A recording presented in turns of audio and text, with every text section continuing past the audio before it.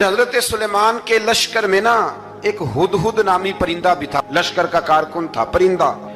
हुदहुद गायब था तो हजरत सुलेमान कहने लगे किधर गया वो हुदहुद, नजर ना आज आया सख्त सजा दूंगा। यहां तो कोई अच्छी खबर लाएगा, क्योंकि वो हुदहुद परिंदा जाता था तो खबरें ला के देता था, वरना सजा दूंगा।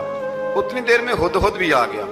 तो ये परिंदे जो कारकुन होते हैं बड़े सियाने होते हैं, कभी बंदा नाराज हो तो सही खबरें ले आते हैं। तो सही खबर लेके आ गया।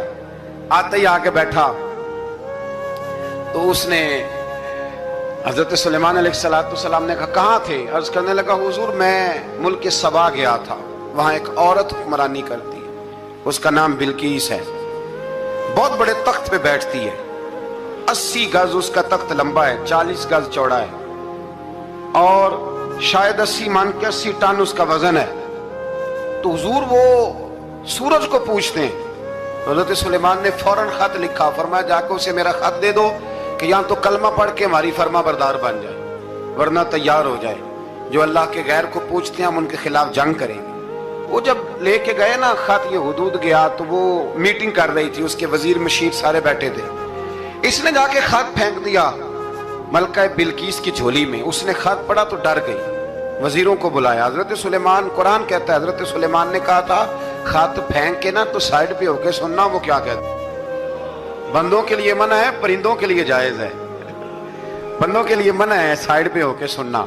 हाँ, जिसकी जासूसी की ड्यूटी हो, कुफर की जासूसी की, उस बंदे के लिए भी जायज है। तो यहाँ एक तो वो परिंदे थे, दूसरा कुफर की जासूसी कर रहे थे। साइड पे होके सुनने लगे तो मलका बिल्कीस कहने लगी अब क्या करना है, ये खत आया है। वो कहने लगे हम तैयार हैं, आप हुक्म करें, हम लड़ने को तैयार हैं, लड़ेंगे।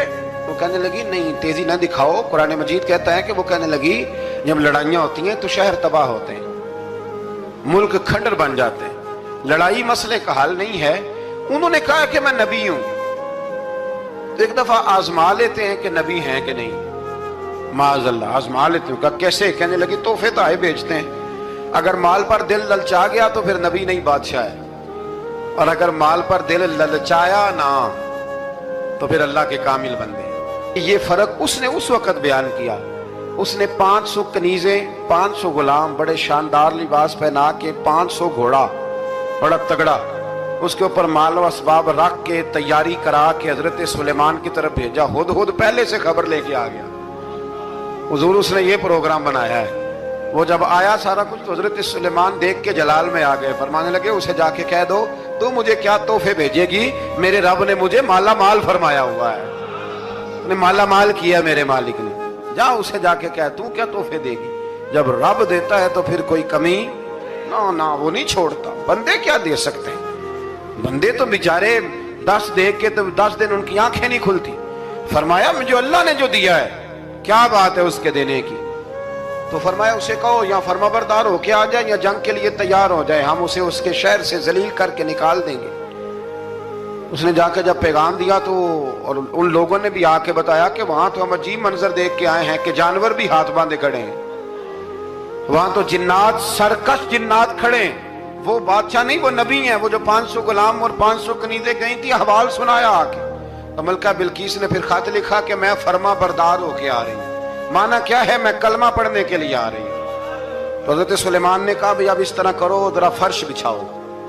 उन्होंने फर्श बिछाया, इस तरह का कि ऊपर फर्श था, नीचे मछलियां तैर रही थी, लग रहा था दरिया है। ड्यूटी लगा दी, जिन्नात ने बिछा दिया।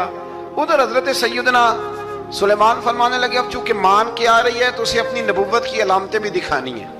उसने तख्त बड़ा शानदार बनवाया था, और खवातीन में जो आदतें खवातीन वाली होती हैं वो जाती नहीं। वो 7 कमरों में ना पीछे अपना तख्त रख के तो 7 दरवाजे बंद करके आई।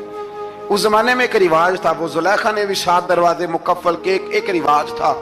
एक कमरा, फिर कमरे के पीछे कमरा, फिर उसके पीछे कमरा, फिर उसके पीछे कमरा, और उसको बड़े मोटे ताले लगाए जाते थे। और फलसफा ये था कि एक ताला तोड़ेगा कोई तो जब तक सिपाही आ जाएंगे, और अगर उसके तोड़ने तक ना आए तो दूसरे के तोड़ने तक आ जाएंगे, और उसके तोड़ने तक ना आए तो 7वें तक तो आ ही जाएंगे। ये उन लोगों का नफसियाती मामला था, सोच थी।